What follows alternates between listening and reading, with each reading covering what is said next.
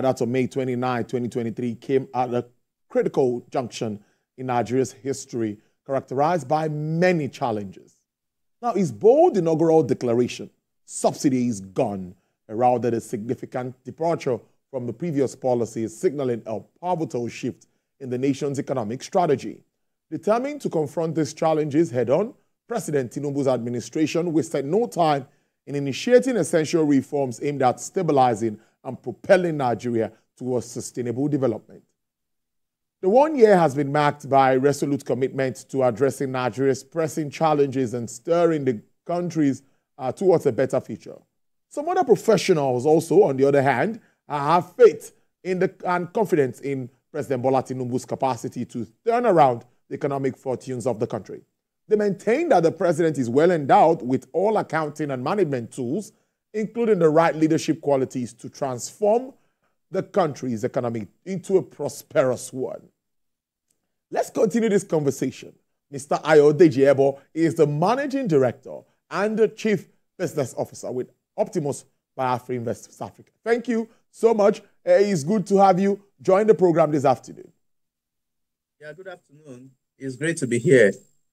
Yes, it's really been a while, and I thank you so much for joining the program. I think it's good to start our conversation this way. It's been a while. We've seen these reforms upcoming and all, but at the end of the day, we saw inflation decline 2 months consecutively. Not just that, we saw the figures for GDP also. It was made out, and the country's figures looked a bit fair also along that line. But the Monetary Policy Committee has continued to tighten, and many say if they continue on this note, it might impact negatively on the entire economy. What is the overview of these figures I highlighted and the move by the MPC committee? Okay, thank you very much. And if we look at the inflation data at 3.2 as at September, or you would also agree with me that when you look at it on a month-on-month, it's still high at above 2% month-on-month.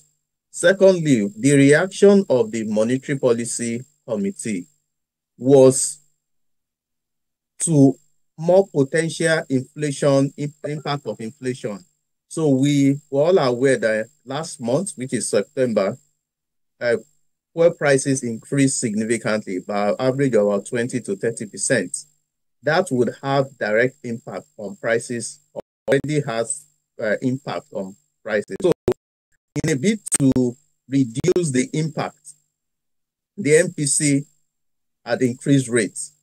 But one thing we also need to understand is that this, to reduce the impact of inflation, cannot only be done by the MPC. So there's a level where the rates would also be moved that it begin to have even more impact on inflation.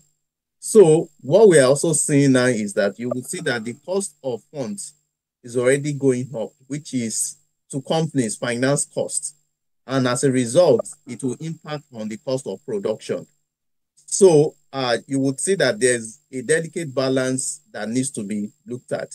There's more effort or responsibility on the fiscal authorities to see how we can bring down the inflation rates, not necessarily by just raising or increasing the MPR, which is the benchmark interest rates, which will have impact across also, or may even have inflation impact even across the economy. Conversation. Let me follow up by saying that the impact of petrol prices, which we've seen, of course, it's increased for some percentage points from 600 and something naira to about 928 naira, in some cases over 1,000 naira. Analysts like you say we are yet to even see the impact of this on this inflation figures. Is that correct? And if we are to see that, what will it look like moving forward? Okay, thanks. When you look at one of the leading data, that's the Purchasing Managers Index for September that was published by the CBN last week, the transportation sector experienced the most decline, which means that sector contracted, which is a signal to what we should expect in the Q3 report. Our transportation, and we know the direct implication of transportation to the proportion of costs of moving things, which would also impact on the cost of either production or the final cost of an item. So that has direct impact. So you would see that for fuel prices, most of the SMEs use very smaller gen that has to also depend on fuel. You know, most of the diesel gen are when you look at them in terms of the size, are bigger. So it will have impact in cost of doing business.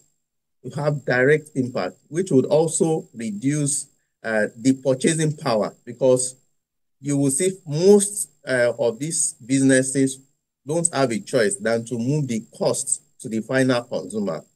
However, the final consumer, in terms of income or is constrained. It means that the ability to demand would also reduce, and will reduce the amount that will be demanded from the businesses.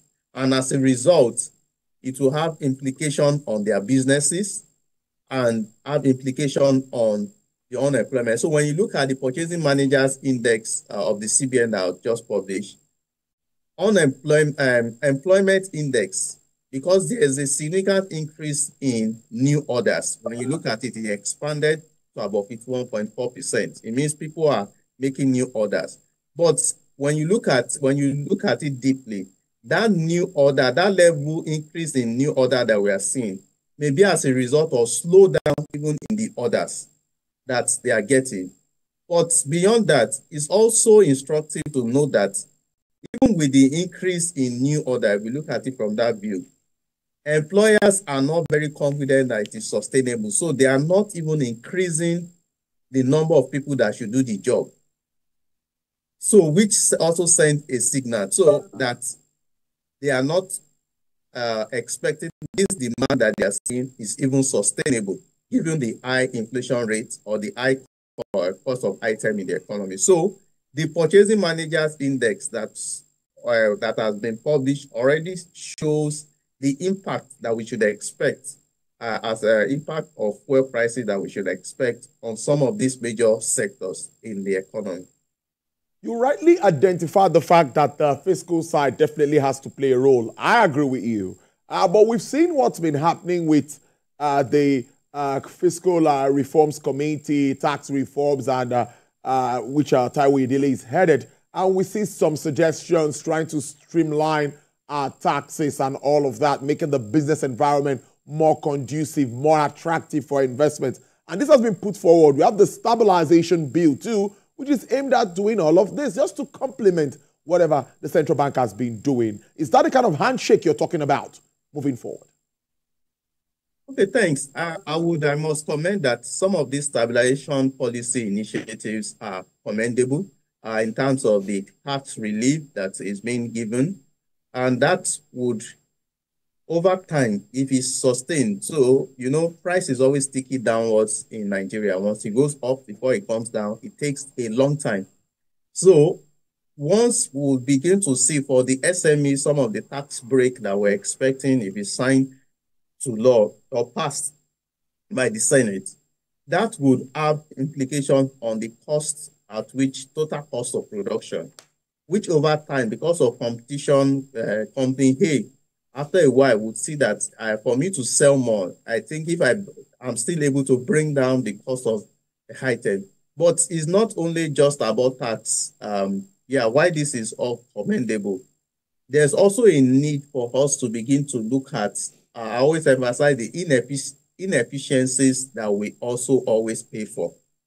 When the cost of bringing things in the north is bringing things from in the north to Lagos is higher than the cost of taking it out from Lagos, even exporting it. you would see that we pay for all those, Nigerians are paying for all those inefficiencies. So how do we want to begin to move things via the rail, which will be cheaper than moving the road, which is more expensive and it takes a longer time? So these are some of the things that we'll begin to see that impact. Going through the rail system will also reduce some of the informal taxes that this trailer or these trucks needs to pay that is unaccountable for.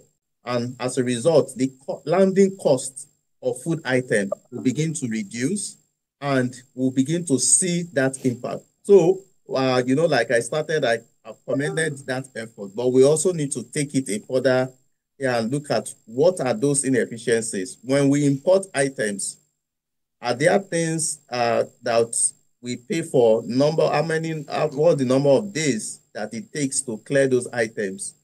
And what are the inefficiencies that we are paying for? So if we can also take that out, look at the can pots constitute over 90% of imports.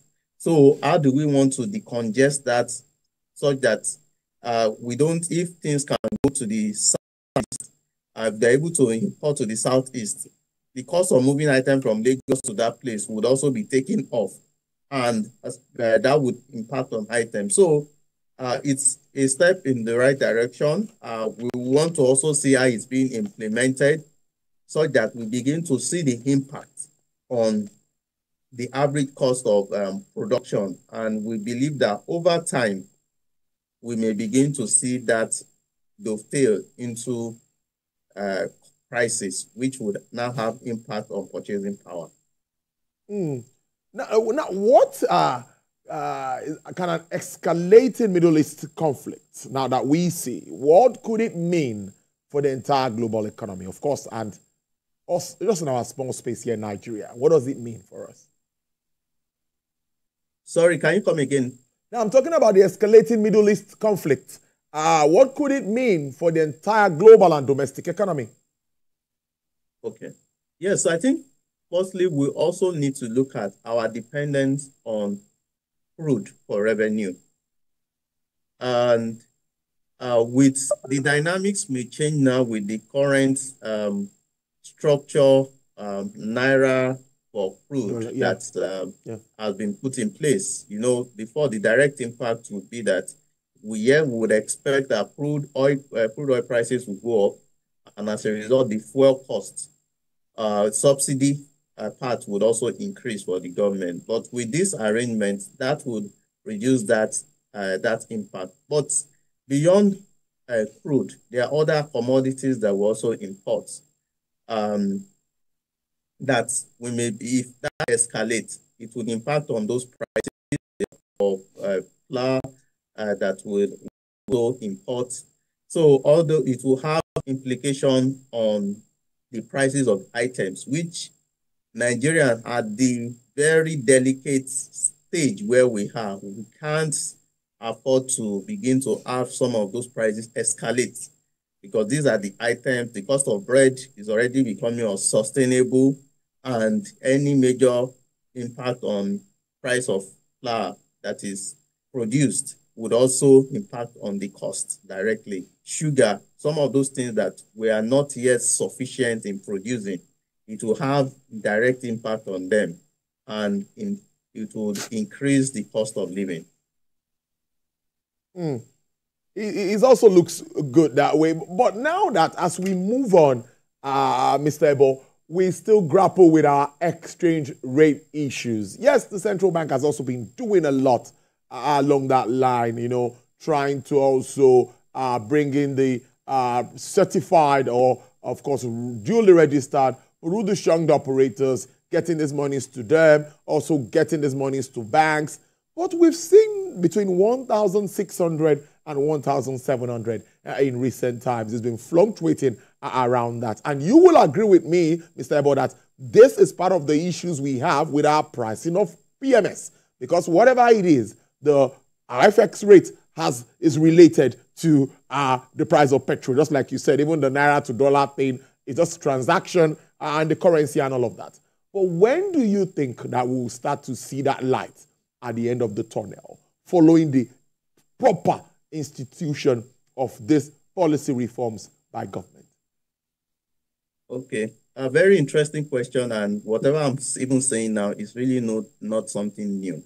So when you look at the trade in goods data as at Q2, the proportion of exports for manufacturing and agri. So agri is about 5% of total export, while manufactured goods is about 2.5%. You will see that it's still very little, which shows that there's opportunity. And I think that if we are able to, we need to first diversify that our FX revenue base. You know, we always say Nigeria's economy is well diversified, but when we look at in terms of the revenue or the FX, where it's mostly dependent on oil. It's when we sell crude that we earn most of our imports. Most of our FX. So there's a need to first diversify that.